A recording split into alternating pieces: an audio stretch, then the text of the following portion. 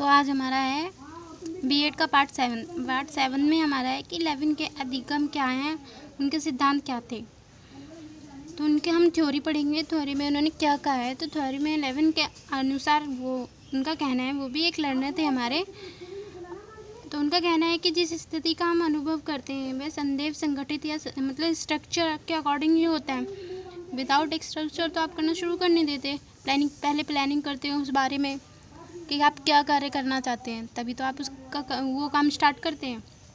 तथा वह संरचना उन अवयवों से अधिक स्थायी या स्थिर होती है जिन पर वह कभी स्थिति आधारित होती है। मतलब हम उस कार्य को करना शुरू कर देते हैं जो कभी उस कार्य को किया होता है या फिर हम उसे कर चुके होते हैं या किसी ने किया होता है। उस संगठन के अंतर्गत कोई एक तत्व ऐसा होता है जो उस पूर्ण या समष्टि को अपने प्रभाव में रखता है। कहने का मतलब है कि वो किसी के अंडर भी कार्य करते हैं या एक लीडर होते हैं जिनके कार्य के स्ट्रक्चर जो भी हम तैयार करते हैं उनके भी लीडर होते हैं। अतः जब हम उस स्थिति का अनुभव करते हैं तो ये संगठन या संरचना हमारे अनुभवों के अंतर्गत शामिल हो जाती है, उसमें ज्वाइन हो जाती है। या हमारा ध्यान विवरण की ओर होता और जाता है। संरचना हमारे अनुभवों से स्थिति में स्थायी रूप से बनी रहती है। लेकिन सीखना संबंधों का प्रत्यक्षीकरण या प्रत्यक्ष ज्ञान प्राप्त करना ही होता है। सीखने की प्रक्रिया के अंतर्गत किसी समस्या को हल करने की विधि को संरचना के रूप में देखा जाता है, यानी स्ट्रक्चर के रूप में देखा जाता है। तो लेविन का अधिगम जो है क्षेत्रीय सिद्धांत अनुभवों की अपेक्षा व्यवहार को अधिक महत्व देता है। जो उनका मतलब मानना था कि नेचर जो होता है सबसे ज़्यादा इम्पोर्टेंट होता है मनुष्य में। प्रेरणा आदि का उपयोग अधिक करता है तथा इस सिद्धांत से संबंधित मुख्य तत्व जो है हमारे थ्रेड्स हैं, भत्सना है, लक्ष्य, गोल, अवरोधक, बैरियर्स। लेकिन इनके अनुसार यदि कोई व्यक्ति किसी लक्ष्य को प्राप्त करना चाहता है या प्राप्त कर रहा है तो सबसे पहले उसे अवरोध को पार करना होगा। तथा यह अवरोध भौतिक या मनोवैज्ञानिक दोनों प्रकार के होते हैं, यानी मनोवैज्ञानिक और भौतिक दोनों होते हैं। मानना है कि सीखना अधिगम की प्रक्रिया को समझने के लिए हमें केवल समझना ही ज़्यादा इम्पोर्टेंट नहीं होता, हमें उसके लाइफ साइकिल, लाइफ स्टाइल को, लाइफ स्पेस को भी समझना उतना ही इम्पोर्टेंट होता है जितना कि उसके समझने को समझना इम्पोर्टेंट नहीं है। हमारे मनोवैज्ञानिक की संरचना किस तरह से होती है उसके बारे में भी मैं आपको बताने जा रही हूँ। उनका जो होता है लाइफ स्पेस की संरचना में बदलाव होने से ही सीखने का अधिगम की प्रक्रिया संभव होती है। यानी वो जो अपने लाइफ में उनके लाइफ में चेंजेस होते हैं उसी के अकॉर्डिंग उनके लाइफ स्टाइल या लाइफ साइकिल या लाइफ स्पेस होता है। इसका मतलब है कि लेविन ने अपने क्षेत्रीय सिद्धांत का मानना है सीखना अधिगम एक प्रकार की सापेक्षिक प्रक्रिया, रिलेटिव पोजीशन है। इसके माध्यम से अधिगम करता या सीखने वाला अपनी नई पुरानी सोच या अंतर्दृष्टि इंसाइट से परिवर्तन लाता है। यानी अपनी पहले वाली सोच और अब वाली सोच में काफ़ी चेंजेस लाता है। सिद्धांत व्यक्ति के जीवन क्षेत्र के संज्ञानात्मक संरचना कॉग्निटिव स्ट्रक्चर में परिवर्तन परिणाम स्वरूप विकसित होने वाली अंतर्दृष्टि या सूझ इंसाइट को सीखना मानता है कि हमारे लाइफ साइकिल में हमारे लाइफ स्टाइल में चेंजेस आते रहते हैं, पहले के मुताबिक अब के मुताबिक। तो लेविन के इस सिद्धांत का परिचय हमें 2 पुस्तकों के माध्यम से हमें मिलता है। कौन कौन सी है? टोपोलॉजी है, नेक्स्ट है हमारा वेक्टर, जिसमें उनके सिद्धांत लिखे हुए हैं। और इसी कारण से लेविन के इस सिद्धांत को टोपोलॉजी एंड वेक्टर थ्योरी के नाम से भी जाना जाता है। तो स्टूडेंट्स ये जो है आपको एग्ज़ाम में लिख लेंगे, ये पॉइंट तो बहुत इंपॉर्टेंट रहेगा और अच्छा भी रहेगा। पॉइंट्स मिल सकते हैं, इस पॉइंट के मार्क्स मिल सकते हैं, ईजिली मिल सकते हैं। तो लेविन के सिद्धांत से संबंधित जो है हम कॉन्सेप्ट पढ़ेंगे। कॉन्सेप्ट कौन कौन से थे? तो पहला था स्थान या संस्थिति, यानी टोपोलॉजी। टोपोलॉजी के बारे में मैंने बताया कि उन्होंने टोपोलॉजी एंड वेक्टर थ्योरी पर संरचना की थी और उनके लाइफ से भी जुड़ गया था, उनके नाम से भी ये जुड़ गया था। तो ज्योमेट्रिकल स्ट्रक्चर के अनुसार वो जो थे अन्य शब्दों के स्थान या संस्थिति ज्यामितियों के उस भाग को कहते थे जो उन तत्वों की खोज या पता लगाता है जो निरंतर परिवर्तन के समय की भी अपरिवर्तनशील रहते हैं। मनोविज्ञान के अंतर्गत संस्थिति अंतर लगाया जाता है जो निरंतर परिवर्तन के समय के अपरिवर्तनशील रहते हैं। नहीं, जो हमारे लाइफ में हमारे जीवनचर्या में चेंजेस आते रहते हैं, हमारे जीवन में जो भी घटना होती है उनके अनुसार जो चेंजेस आते हैं उनके बारे में टोपोलॉजी में कहा गया है। नेक्स्ट हमारा संदेश यानी वेक्टर। लेविन द्वारा संदेश शब्दों को यांत्रिक विज्ञान, मैकेनिक, गणित विषयों से लिया गया है। यानी इसमें मैथमेटिक्स से कुछ वर्ड्स लिए गए हैं, कुछ लाइंस ली गई हैं। संदेश से अभिप्राय उस गति से होता है जो व्यक्ति को अपेक्षित दिशा की ओर ले जाती है। संदेश के अंतर्गत परिणाम तथा दिशा दोनों ही सम्मिलित होते हैं। यानी इसमें हमारा काम, परिणाम, जो हमारा काम हो चुका होता है या फिर दिशा जिस अकॉर्डिंग हम काम करते हैं, दोनों शामिल होते हैं। फोर्स का प्रतिनिधित्व करता है या किसी उद्देश्य या उसके विपरीत दिशा में गतिशील होता है। एक व्यक्ति जो होता है वो दिशा की ओर बढ़ता है, लेकिन सदिश जो को अनेक प्रकार के अवरोधों का सामना करना पड़ता है। तो ऐसी स्थिति में अवरोध दूर नहीं होते हैं। व्यक्ति के नैराश्य, फ्रस्ट्रेशन की उत्पत्ति हो जाती है। सदिश के कारण ही व्यक्ति के व्यवहार में परिवर्तन आता है। जब हमारे लाइफ में फ्रस्ट्रेशन बढ़ता है तभी हमारे अंदर चेंजेस आते हैं, इसलिए इसे वेक्टर कहा जाता है।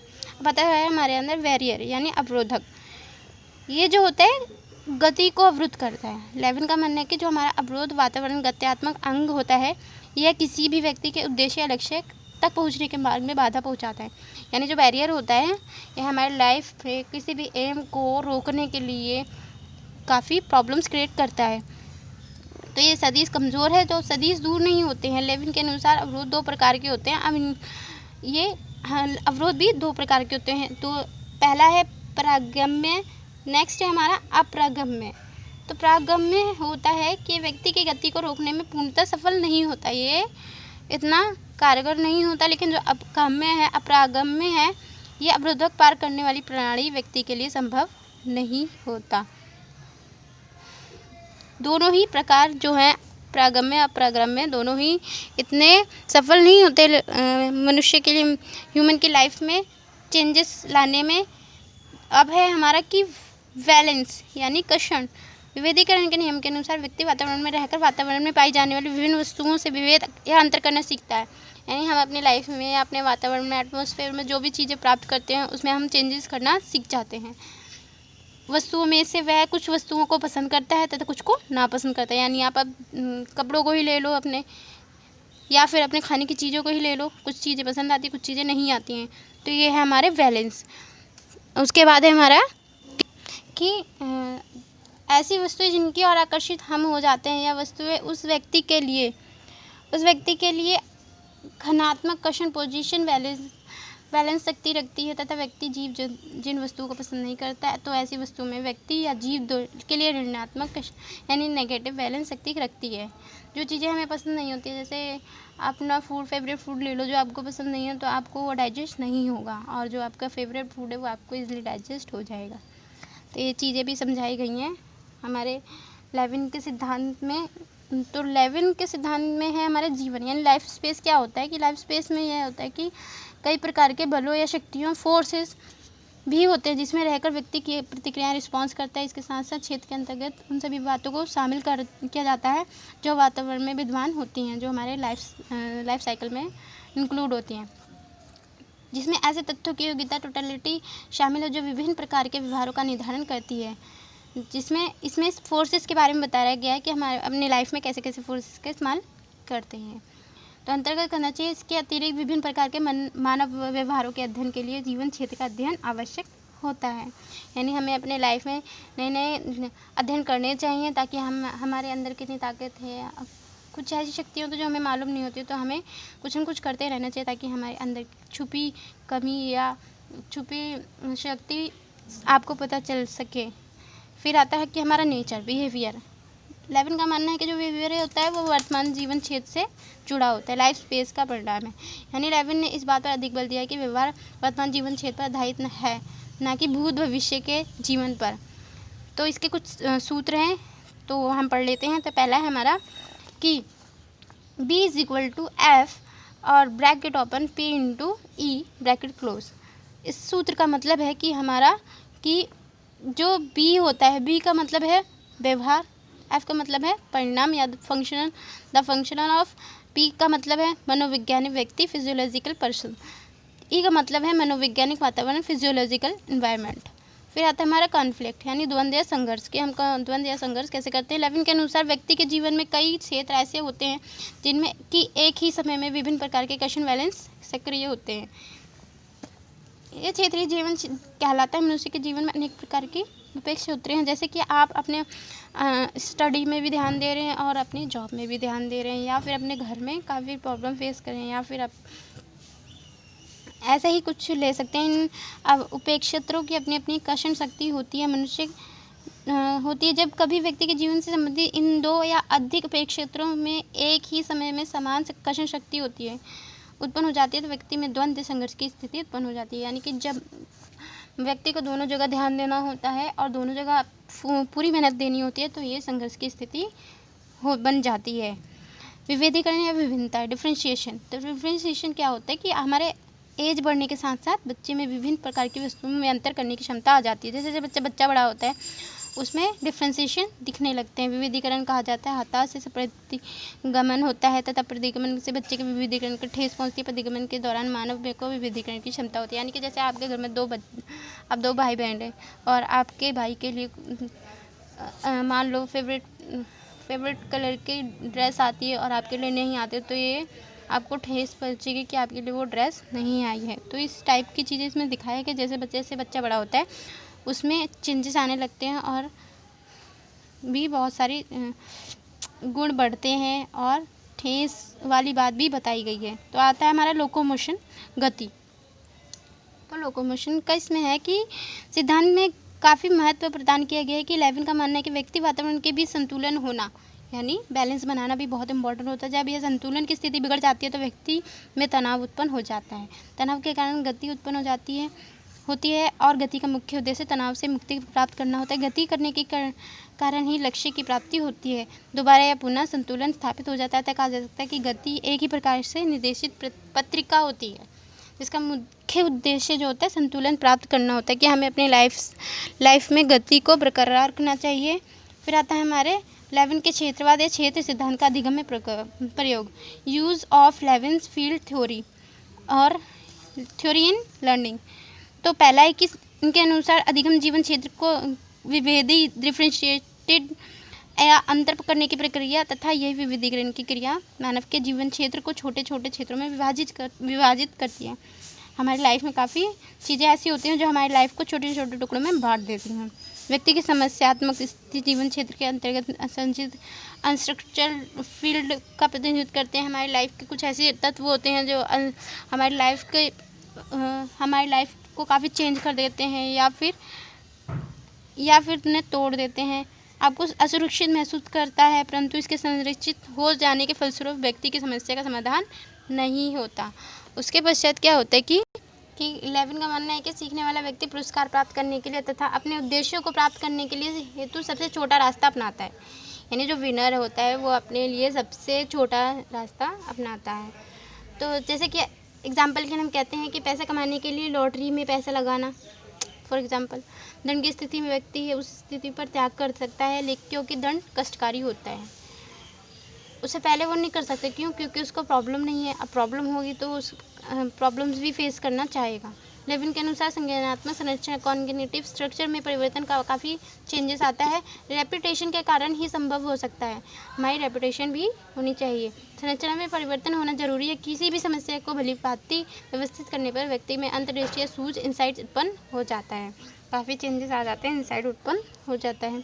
फिर आता है कि दोहराने की प्रक्रिया हमारी संज्ञानात्मक कॉग्निटिव स्ट्रक्चर आवश्यकता के कारण उत्पन्न तनाव में परिवर्तन लाती है। जो हम बातों को रिपीट करने लगते हैं हमारे लाइफ में जो भी तनाव होते हैं उनके कारण होता है। उनका मानना है कि व्यक्ति का लक्ष्य तक पहुंचना ही सफलता को निर्मित करना है। लक्ष्य के प्रति अग्रसर होना व्यक्ति को सफलता का अनुभव प्रदान कराना है। व्यक्ति को प्रणाली को लक्ष्य के क्षेत्र में पहुंचाने से ही सफलता का अनुभव प्राप्त होता है। समाज की स्वीकृति भी हो, मनुष्य में ये धारणा आ जाती है कि हम समाज को भी ये चीज़ें हम स्वीकृति होंगी या नहीं। तो ये सारी चीज़ें भी व्यक्ति के प्रणाली सफलता या विफलता के अहम के प्रति लगाव तथा उसकी आकांक्षाओं पर आधारित होने लगता है।